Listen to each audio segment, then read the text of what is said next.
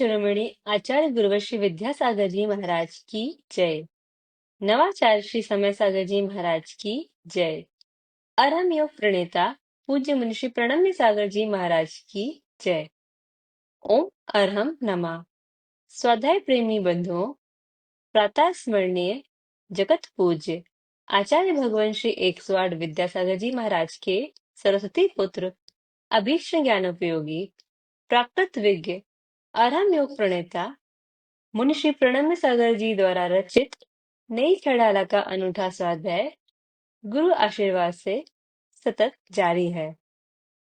हमने अब तक 2 ढालों को पूर्ण कर लिया है। प्रथम ढाल में हमने पंच परावर्तन एवं मनुष्य आयु की दुर्लभता का वर्णन जाना और द्वितीय ढाल के माध्यम से सम्यक दर्शन के विशेष गुणों, महिमा और उसकी रक्षा कैसे करे को समझा। अब तृतीय ढाल में हम 14 गुण स्थानों का वर्णन जानेंगे। गुणों के स्थान को गुणस्थान कहते हैं, जो हमारे श्रद्धा गुण के उत्तरोत्तर वृद्धि पर निर्भर करता है। इनके ज्ञान से डरना नहीं चाहिए। सभी भव्य जीवों को इन गुण स्थानों के बारे में जानकारी अवश्य होनी ही चाहिए। तो आइए जानते हैं 14 गुण स्थानों को नई 6 ढाला की तृतीय ढाल की कक्षा के माध्यम से। होय सभी उपशांत कसाय, सो 11वां ठाड़ो, नष्ट हुई यदि सकल कसाय, छीड़ मोह वह जानो, घाती कर्मों के क्षय से फिर केवल ज्ञानी सयोगी, 13वें में योग नाश से केवली होय अयोगी। उपशांत मोह का मतलब जिसका मोह उपशांत हो चुका है, अब वो कर नहीं रहा है। क्या हो चुका है? हो गया। हो गया का मतलब वो 11वें गुण स्थान में पहुंच गया। यानी 11वें गुण स्थान वाले जीव का जो कर्म की निर्जरा है, उसकी वह कर्म की निर्जरा पिछले गुण स्थान वाले जीवों की निर्जरा से असंख्यात गुणी है। माने उपशामकों की अपेक्षा से उसकी निर्जरा असंख्यात गुणी है। ये 11वें गुण स्थान वाले जीव की निर्जरा हो गई। इसके बाद में फिर आता है छपक। क्या आता है? उपशांत, मोह, छपक।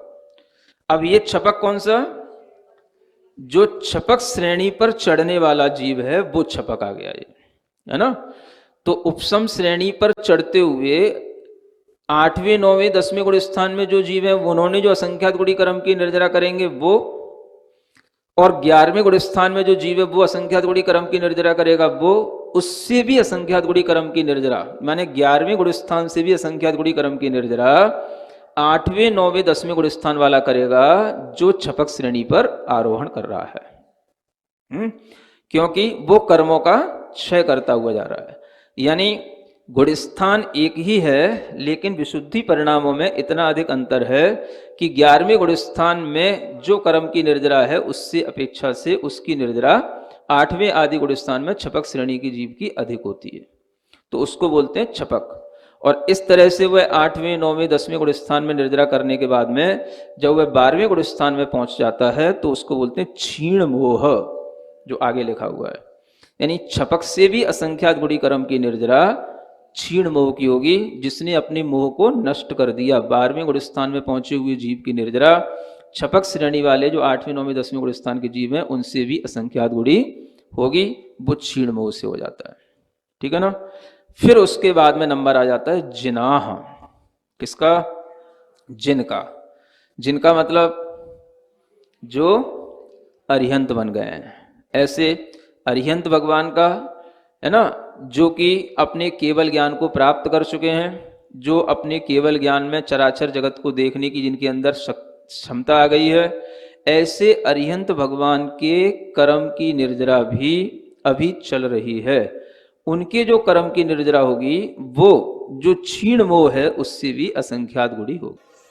5 रे स्व अक्षर सम काल, 14वें में रहते, होय सिद्ध गुण ठाण अतीत, शुद्ध है निश्चय नयते, स्वाभाविक उन सुख रुचि राखे, सो ही भव्य कहावे। यह अपूर्व अवसर है आया, रुचि स्वरूप मन लावे। सहयोगी केवली 13वें गुणस्थानवर्ती मुनि महाराज होते हैं। घातिया कर्मों का नाश करने पर वह अरिहंत दशा को प्राप्त होते हैं और उस अरहंत दशा में योगों से सहित होने के कारण से मन, वचन और काय, इन तीनों की जो क्रिया है, यह जो उनके अंदर तीनों की एक्टिविटी चलती रहती है, इसी से उनको सहयोगी कहा जाता है। निरंतर गुणस्थानों की वृद्धि होते हुए आप लोगों को 10वें, 11वें, 12वें गुणस्थान की प्रक्रिया बताते हुए घातिया कर्मों का क्षय करने से होने वाली उपलब्धि को अरिहंत दशा में हम देख पाते हैं। और वह अरिहंत दशा जब धीरे धीरे आयु की पूर्णता के साथ में पूर्ण होती है, तो उनके लिए अंत अंत में भी कुछ ध्यान आदि की प्रक्रिया उनके माध्यम से होती है। आप विचार कर सकते हैं कि सारा का सारा मोक्ष मार्ग ध्यानमय है। किसमय है? हाँ, सही मोक्ष मार्ग देखा जाए तो पूरा का पूरा वह ध्यानमय है।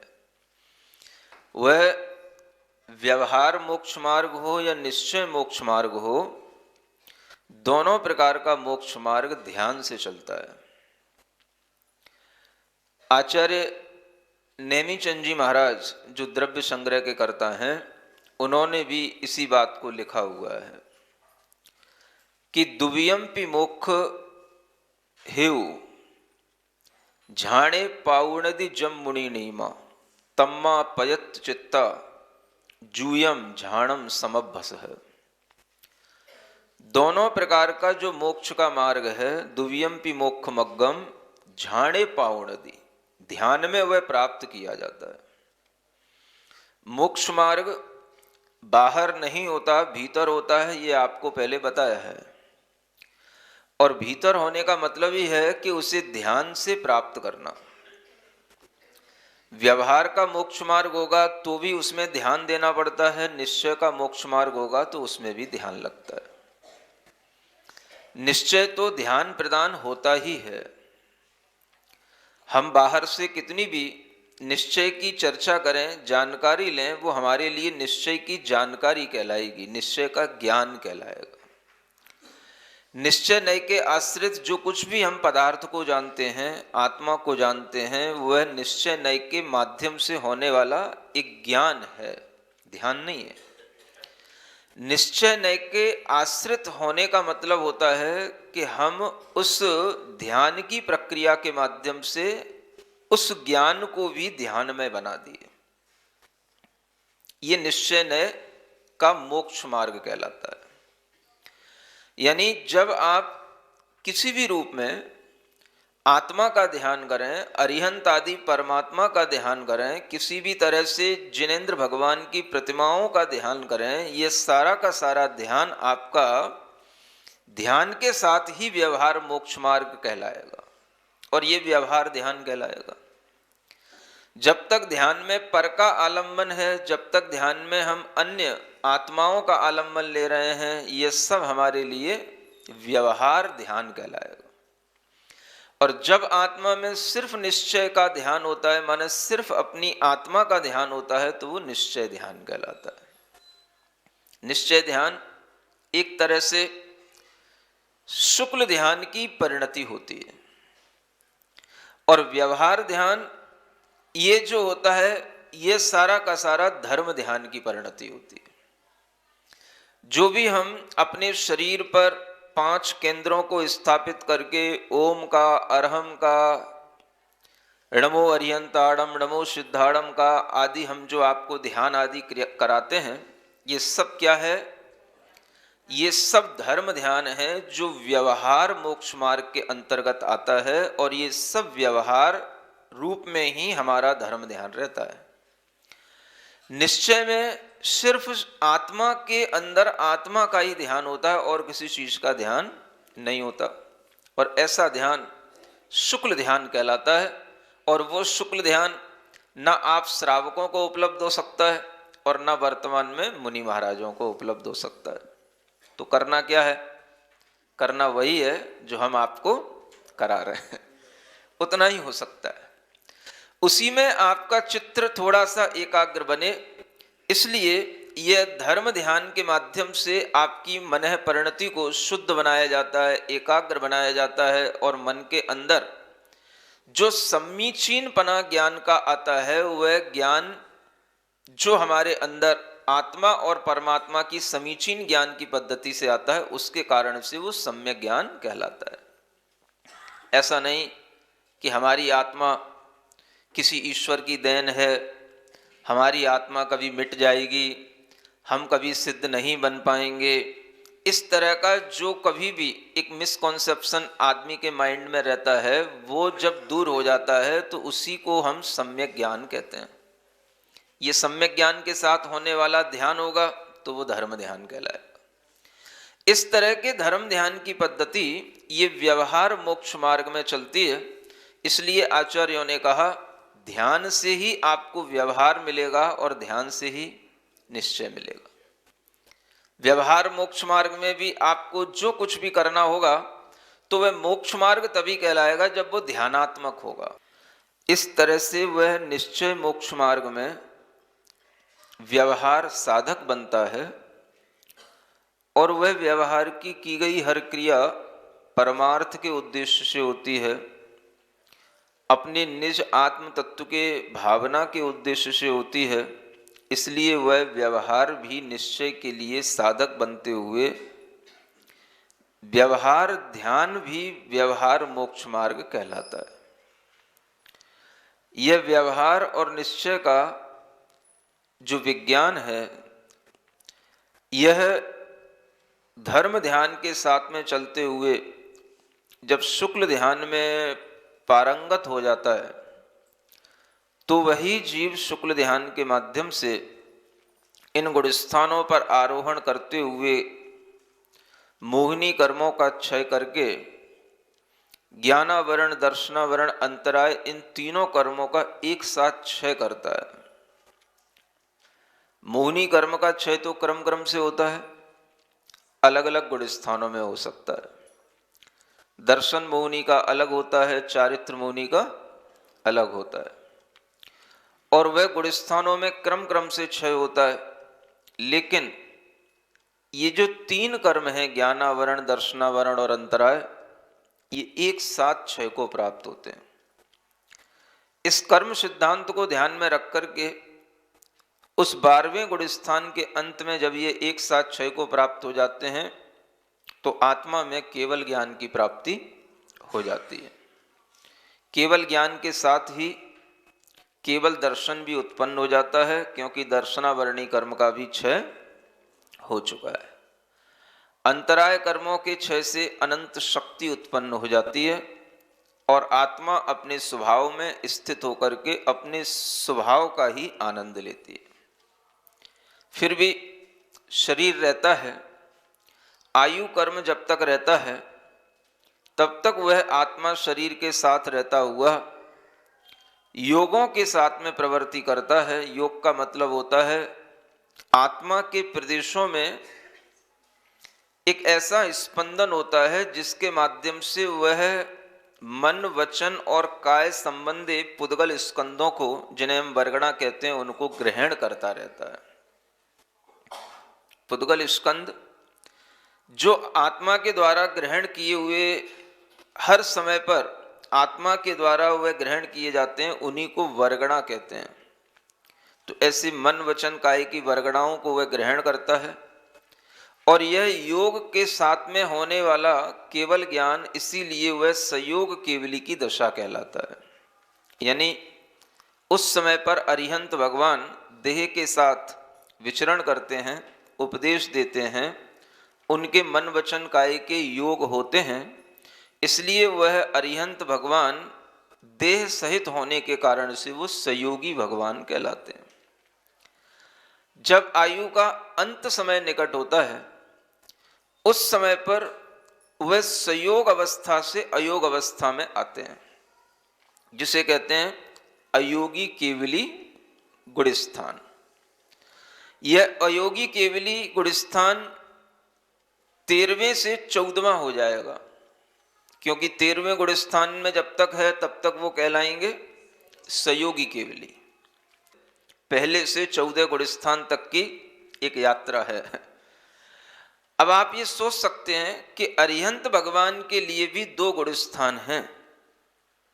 कितने? एक संयोगी और एक अयोगी। अभी वो सिद्ध नहीं कहलाएंगे, जब तक वह योग से सहित हैं तब तक भी अरिहंत हैं, और जब योग से रहित होंगे तो भी वो अरिहंत होंगे। इस सूक्ष्म अंतर को आप समझ सकते हैं। अयोग अवस्था उनकी जब आयु का बिल्कुल लास्ट समय होगा, सूक्ष्म वह समय होगा, और उस अंतिम समय में भी अगर देखा जाए तो वो समय की अपेक्षा से तो वो आपके लिए अंतिम समय है, लेकिन वह भी एक अंतर मुहूर्त गिना जाता है, लेकिन वो अत्यंत लघु अंतर मुहूर्त। कितना छोटा है? यहां पहली लाइन लिखी है, 5 ऋष्व अक्षर समकाल 14वें में रहते, यानी 14वें गुणस्थान में रहने का इतना सूक्ष्म काल है। कितना? 5 ऋष्व अक्षर को उच्चारण करने में जो समय लगे उतना समय ही केवल अयोगी गुणस्थान का काल है। 5 ऋष्व अक्षर मतलब अ, ई, उ, री, ली। ये ऋष्व हमने बोले हैं, लेकिन बहुत समय ले लिया हमने इसमें। समझ आ रहा है? ये बहुत समय हो गया। ह्रस्व अक्षर एक साथ बोलना है और ह्रस्व ही बोलना है, दीर्घ नहीं बोलना है। आपको तो ह्रस्व अक्षर बोलना भी नहीं आता है। अगर आपसे कहा जाए बोलो स, तो बोलो सा बोलते हो, सा। सा और सा में आपको अंतर ही कहां समझ में आता है? एक सूत्र आता है, मान लो सद्विविधोष्ट चतुर्वेद, तत्वार सूत्र के दूसरे अध्याय में। तो अगर आपसे पढ़वाया जाए तो बहुत से लोग क्या पढ़ते हैं? सा द्विविधोष्ट चतुर्वेद। वो स और सा में अंतर ही नहीं समझते। स बोला तो क्या हुआ? ये ऋष हुआ। सा बोला तो दीर्घ हो गया। अ और आ में अंतर अगर आपको नहीं आएगा तो आप ऋष और दीर्घ में अंतर कैसे समझेंगे? तो अ और आ दोनों में अंतर होता है कि नहीं? एक अरिहंत का अ और एक आगम का आ, इन दोनों में अंतर हो जाएगा। तो एक छोटा आ है, एक बड़ा आ है ना? एक छोटी ई है, एक बड़ी ई है। कई बार छंद आप इसीलिए बिगाड़ देते हो, जहां छोटी ई लिखी है वहां बड़ी पड़ जाती हो, क्योंकि वो आपकी आदत में होता है। जहां बड़ी होती है वहां आप छोटी पड़ जाते हो, वो आपकी आदत में होता है। जब हमें अभी ये द्वारा लाइन पढ़नी पड़ी तो उसका कारण क्या था? घाती कर्मों, क्या लाइन थी वो? नहीं थी ना, घाती कर्मों के क्षय से। तो आपने जल्दी से पढ़ दिया उसको, घाती कर्मों के क्षय से। घाती तो ई बड़ी है कि छोटी है? वहां बड़ी लिखी है, इसीलिए लिखी है कि छंद बिगड़े नहीं, है ना? छोटी ई घाती में लिखने में, घाती कर्म लिखने में छोटी ई आएगी, लेकिन हिंदी साहित्य में पद्य में ये भाषा इस तरह से बन जाती है, मात्राएं बिगड़ जाती हैं, लेकिन बोला वही जाएगा जो लिखा जाएगा। तो क्या पढ़ना पड़ेगा आपको? घाती कर्मों के क्षय से फिर, तो लय बनती है, नहीं समझे? घाती कर्मों के क्षय से फिर केवल ज्ञानी सयोगी। ले बनी। अगर आपने छोटी को बड़ा बोल दिया, इधर तो छंद बिगड़ ही रहा है, उधर टाइम भी ज्यादा लग जाएगा। समझ आ रहा है? इसलिए इस गुणस्थान का काल जो बताया तो उसमें क्या लिखा? 5 ह्रस्व अक्षर समकाल, है ना? 5 ह्रस्व अक्षर के बराबर। ह्रस्व अक्षर ही बोलना, अयुरली, पांचों बोल गए।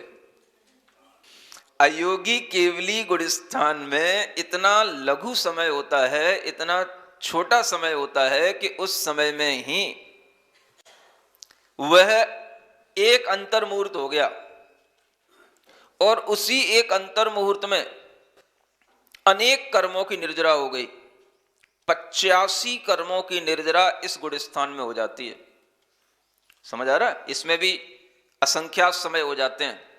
लास्ट के जो 2 टाइम पॉइंट होंगे, जो 2 समय होंगे, उनमें लास्ट समय में और सेकंड लास्ट समय में जो कर्मों की निर्जरा होती है वह अपने ढंग से अलग अलग तरह से होती है। 72 कर्म और 13 कर्म, ऐसे करके वह लास्ट के 2 समय में इन कर्मों की निर्जरा होकर के 85 कर्मों की निर्जरा एक साथ होती है। तब जाकर के वह आत्मा शरीर से रहित हो चुका होता है। इस गुणस्थान में आत्मा किससे रहित हो गया? योगों से रहित हो गया। इसलिए इसका नाम क्या है? अयोगी। योगों से रहित होने का मतलब क्या हो गया? आत्मा के अंदर एक परिस्पंदन चलता है। आत्मा के जो असंख्यात प्रदेशीय आत्मा है, उसके अंदर जो ये स्पेस पॉइंट्स हैं, उनमें क्या रहता है? एक कंपन होता है, एक स्पंदन होता है। वह स्पंदन जब तक चलता है तब तक वह मन संबंधी, वचन संबंधी, काय संबंधी पुद्गलों को वह ग्रहण करता है। और यह कब तक चलता है? जब तक संयोग दशा रहेगी। अयोग होने का मतलब आत्मा के अंदर अब परिस्पंदन समाप्त हो गया। परिस्पंदन समाप्त होने का मतलब योग समाप्त हो गया। योगों का मतलब क्या है? आत्मा के प्रदेशों का परिस्पंदन होना। यानी आत्मा के प्रदेश अब बिल्कुल स्थिर हो गए। अब उनमें कुछ भी स्पंदन नहीं होगा, मूवमेंट नहीं होगा, उनमें किसी भी तरह का कोई भी कंपन नहीं होगा। वह प्रदेश अब बिल्कुल स्थिर हो गए। आत्मा ने अब हमेशा के लिए औदारिक शरीर से संबंध छोड़ दिया, क्योंकि औदारिक शरीर को उत्पन्न करने वाले जो नाम कर्म थे वो भी उसके लिए, जैसे ही योगों का अभाव होगा, वो कर्म का भी उस समय पर अभाव हो जाएगा। तो आत्मा अयोगी केवली गुणस्थान में जब होता है, उसमें भी उसके लिए अंतर मुहूर्त लगता है। लेकिन उस एक अंतर मुहूर्त में, इस 5 ह्रस्व अक्षर बराबर काल में, उस आत्मा के अंदर किसी भी तरह का मन वचन काय से कोई संबंध नहीं रह जाता। इतनी ही समय के लिए आत्मा मन वचन काय संबंधी जो वर्गणाएं हैं उनको ग्रहण करने से रुक जाता है, और इतनी समय में रुकते ही वह आत्मा शरीर से मुक्त हो जाता है। यह होगा बिल्कुल आयु कर्म के अंत समय में। और आयु कर्म का जब समापन हो रहा होगा, तभी उस समय पर लास्ट के 2 समयों में ये सब घटना घटित होगी। ये अयोगी केवली गुणस्थान की घटना होगी। उस समय पर भी उन्हें अरिहंत ही कहा जाएगा, क्योंकि अभी वह सिद्ध नहीं बने हैं।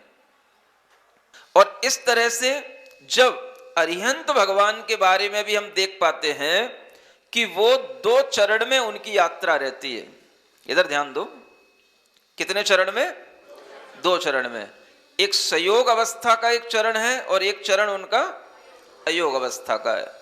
और इस अयोग अवस्था के चरण में वह सिद्ध नहीं हुए अभी हैं अरिहंत, क्योंकि शरीर अभी भी दिखाई देगा। आत्मा का शरीर से संबंध छूट गया भीतर से, और भीतर से संबंध छूट गया तो वो हमेशा के लिए छूट गया, क्योंकि जो कर्म उस आत्मा को बांधते थे वो कर्म का ही अब क्षय हो गया।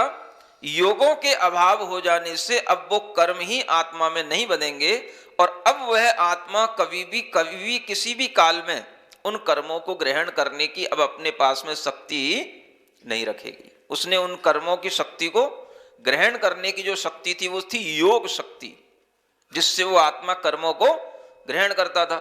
उस योग शक्ति का समापन कर दिया और उसको करने के लिए भी ध्यान किया जाता है। यूं ही नहीं हो गया ये, यानी 14वां गुण स्थान अयोगी केवली गुण स्थान चतुर्थ शुक्ल ध्यान के साथ गुजरता है पूरा, और ध्यान से ही कर्मों की निर्जरा होती है। वो कौन सा चतुर्थ शुक्ल ध्यान है? नाम याद है किसी को? विपरीत क्रिया निर्वर्ती, यह चतुर्थ शुक्ल ध्यान है। विपरीत क्रिया माने क्रियाएं भी वहां पर बिल्कुल रुक गई। विपरीत हो जाना माने उपरत हो जाना, रुक जाना। क्रिया माने कौन सी क्रिया? मन वचन काय।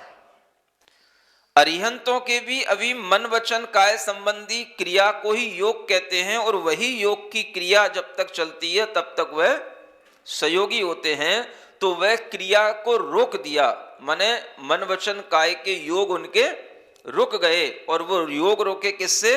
तो वो एक अलग चतुर्थ शुक्ल ध्यान है, उससे योग रुके, और उस योगों के रुक जाने पर उनके अंदर जो यह कर्मों की निर्जरा हुई, उसी से आत्मा हमेशा के लिए शुद्ध हो गया।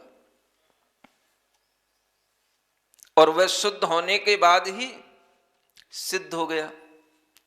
शुद्ध होने का मतलब सिद्ध हो गया। अरिहंत भगवान का आत्मा भी अभी पूर्णतया शुद्ध नहीं होता, ये आप इससे समझ सकते हो। घाती कर्म और अघाती कर्म, दो प्रकार के कर्म इसीलिए कहे गए कि जो कर्म हमारी आत्मा के गुणों का घात करते थे वो कर्म तो हमने क्षय कर लिए, आत्मा के गुण उससे उत्पन्न हो गए, आत्मा उससे अपनी पूरी आत्म चैतन्य शक्ति के साथ प्रकट हो गया। अनंत ज्ञान, अनंत सुख, ये सब आत्मा में आ गए। किसके नाश से? घाती कर्मों के नाश से। लेकिन आयु कर्म, नाम कर्म, जिनसे हमारा शरीर आदि बनता है, ये सभी कर्म आत्मा में रहते हैं, और इन्हीं अघाती कर्मों के उस समय पर बंध भी चलते रहते हैं। सत्ता में भी बहुत से कर्म पड़े रहते हैं, उनका भी उदय होता रहता है, और इसके माध्यम से आत्मा कर्म से अभी भी लिप्त रहती है। सुन रहे हो? अरिहंत भगवान के अंदर क्या चलता है ये आपको यहां थोड़ा सा समझाया जा रहा है? अभी तक तो हम अपने अंदर क्या चलता है ये समझते थे, अब हम ये भी समझ रहे हैं कि जिन्हें हम भगवान कहते हैं उनके अंदर भी क्या चलता है। सब कुछ खुलासा है, इसी का नाम सर्वज्ञता है, इसी का नाम जिनवाणी है। तो भगवान के अंदर भी इस तरह से कर्म का अभी बहुत सारा कर्म का अंबार लगा है। सत्ता में बहुत कर्म बैठे हैं, असंख्यात प्रकार के कर्मों के बंध अभी भी सत्ता में पड़े हुए, न जाने कौन कौन से जन्मों के अभी भी पड़े रहते हैं, क्योंकि उन्होंने नाश तो केवल घातीय कर्म किया, अघातीय कर्म तो पड़े ही रहते। तो वह अघाती कर्मों के बंध के कारण से भी आत्मा जो जैसी प्योर दिखनी चाहिए वैसी प्योर नहीं होती, और वह आत्मा की प्योरिटी कब आती है? जब वह अघातीय कर्मों से भी वह आत्मा मुक्त हो जाता है, तब वह सिद्ध बनता है। तो सिद्ध माने शुद्ध आत्मा। इसलिए सिद्ध भगवान को ही हम पूर्ण आत्मा कहेंगे। और अगर आपसे कोई कहे कि आपके भगवान कौन से हैं, कौन होते हैं, तो आपको सिद्ध भगवान ही भगवान कहना चाहिए। समझ आ रहा है? क्योंकि अरिहंत कहोगे तो घाती अघाती तो चलो तुम जानते हो, लेकिन सामने वाले ने अगर प्रश्न कर दिया कि आपके अरिहंत भगवान अगर भगवान बन गए तो फिर क्या अब वह कुछ नहीं करते? फिर आप कहोगे नहीं करते तो हैं, अभी भी वो ध्यान करते हैं। अगर उसे पता पड़ गया कि अभी भी ध्यान करते हैं तो वो पूछेगा भैया अभी भी तुम्हारे भगवान ध्यान कर रहे हैं तो काय का ध्यान कर रहे हैं, क्या कमी रह गई अभी तुम्हारे भगवान में? तो तुम कहोगे नहीं, अभी उनमें कर्म और सद्भाव है, अभी उनके अंदर पूर्णता नहीं आई है, अभी वह पूर्ण शुद्ध आत्मा नहीं हुई है, तो वो कहेगा भाई अभी तुम्हारे भगवान पूरे नहीं है, अभी अधूरे हैं। तो उससे पहले ही आप खुद बोलो कि हमारे पूर्ण भगवान कौन से? सिद्ध भगवान। समझ आ रहा है? वो अगर पूछे कि सिद्ध बनने से पहले वो क्या बनते हैं, कैसे सिद्ध बनते हैं, तो आप उसको प्रोसेस बताओ। अरिहंत भगवान की प्रोसेस से उसे सिद्ध भगवान की प्रोसेस होती है, ये बताओ। लेकिन आपको ये मानना चाहिए कि हमारे पूर्ण भगवान, पूर्ण गुणों के धारी सिद्ध भगवान है ना। अरिहंत भगवान कहने पर अधूरापन रहेगा, क्वेश्चन आएगा, फिर आपको समाधान देना पड़ेगा। और अगर आपने पहली बार में अरिहंत भगवान बोल दिया, जैसे इंटरव्यू होते हैं ना, आईएएस वगैरह के इंटरव्यू होते हैं, कुछ भी पूछ सकते हैं। मान लो कोई थोड़ा समझदार व्यक्ति बैठा हो, बताओ कहने तुम नमो अरिहंताणम पढ़ते हो, यहीं से शुरू करते हैं वो। बोलो अपने तुम्हारा अपना नमोकार मंत्र पढ़ो या तुम्हारा अपना धर्म का मंत्र पढ़ो, तुमने पढ़ा नमो अरिहंताणम, है ना। तो उनने पूछा भाई ये अरिहंत क्या है, सिद्ध क्या है? तो भाई तुम्हारे भगवान का नाम ये अरिहंत सिद्ध है, तो कौन से भगवान है? अलग अलग है अरिहंत और सिद्ध, तो इसमें भगवान कौन से तुम्हारे लिए? तो आपको पहले कहना पड़ेगा भगवान तो सिद्ध है, अरिहंत थोड़ी सी मनुष्यों से ऊपर उठी दशा है, लेकिन अभी पूर्ण भगवान की दशा नहीं है, अभी भी वह एक अधूरे भगवान की दशा है। नई छह डाला आज का सवाल प्रतियोगिता में आप सभी का स्वागत है। आज का सवाल है, मोहनीय कर्म का पूरी तरह क्षय किस गुणस्थान में होता है? उपशांत मोह, क्षीण मोह, संयोग केवली या अयोग केवली? कल के सवाल का सही उत्तर है अधःकरण में। आप अपना जवाब हमें कल शाम 5 बजे तक भेजें। 3 भाग्यशाली विजेताओं को मिलेंगे आकर्षक उपहार। अपना जवाब भेजने के लिए लिंक पर जाएं या क्यूआर कोड स्कैन करें। ओम अरहम नमः। दूसरे अध्याय में मुख्य रूप से सम्यक दर्शन का वर्णन है। व्यवहार सम्यक दर्शन क्या है, निश्चय सम्यक दर्शन क्या है, कौन इसका स्वामी होता है, इसका निरूपण किया गया है। द्वितीय ढाल, मिथ्या दर्शन और ज्ञान चरण संस्कृति कारण श्रुत जैन वर्ण, इनको तजने का जतन होय, सोही सम्यक पुरुषार्थ होय। मिथ्या मत देव कुबुद्धि रोग, दुख अपथ त्याग बिन दुख भोग। औषध सेवन से रोग जाय, ताकि चर्चा विधि कही जाय। जो देव शास्त्र गुरु तीन तत्व, तिनके स्वरूप का ज्ञान सत्व। तिनकी श्रद्धा सत तत्व सार, सम्यक दर्शन का सुख अपार। हैं दोष 18 रहित देव, गुण 46 से युक्त एव। तिनको ही नित अरिहंत मान, सर्वज्ञ हितंकर वही जान। श्री जिन मुख निर्गत शास्त्र बोध, नययुत ना पूर्वा पर विरोध। ताही से वस्तु स्वरूप सिद्ध, संसार बंध मुक्ति प्रसिद्ध। केवली श्रुत केवली श्रमण सूरी, मति अंजुलि से मुनिनाथ पूरी। कलिकाल विषय जिसका प्रवाह, लाए धनी ते दिखलाए राह। आरंभ परिग्रह रहित नित्य, सध्यान ज्ञान रत योग सत्य। ते सद्गुरु पंचम काल पाय, विषयन विरक्त न तदोय पाय। ते भावलिंगी मुनि हैं महंत, आत्म ज्ञानी चारित्रवंत।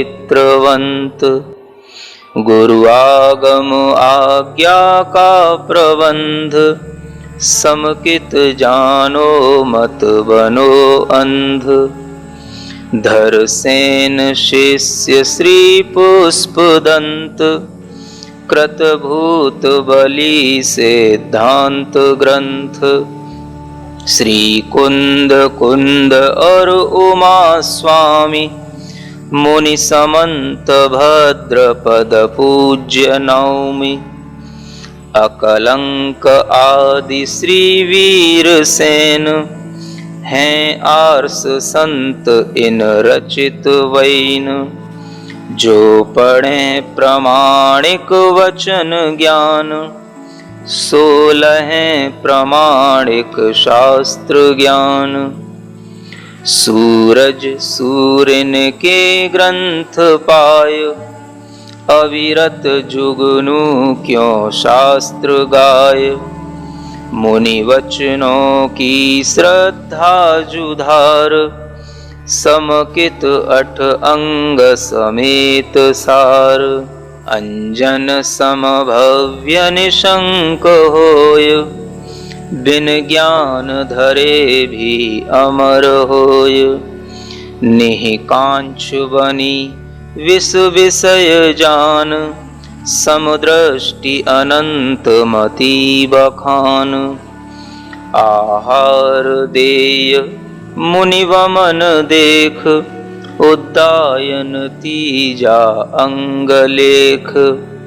नहीं 25 तीर्थेश आज, निर्मूढ़ रेवती का सुकाज।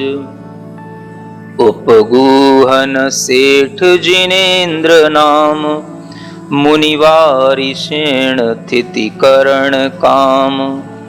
विष्णु मुनि हैं वात्सल्य धाम, मुनि वज्र अंतिमे अंग नाम।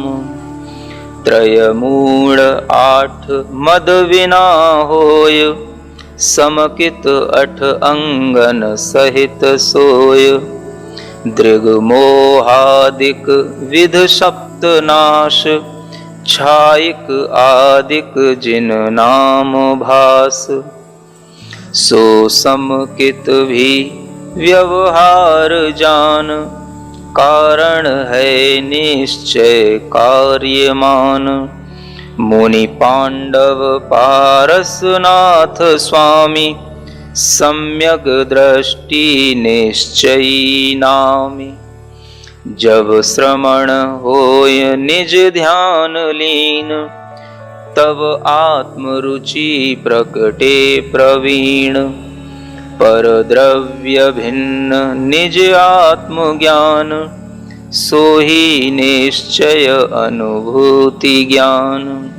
निज में स्थिरता निश्चय चरित्र, तीनों एक संग न भिन्न मित्र। इस विधि द्वय विध जो मोक्ष मार्ग, क्रम क्रम ते साधो भव्य जाग।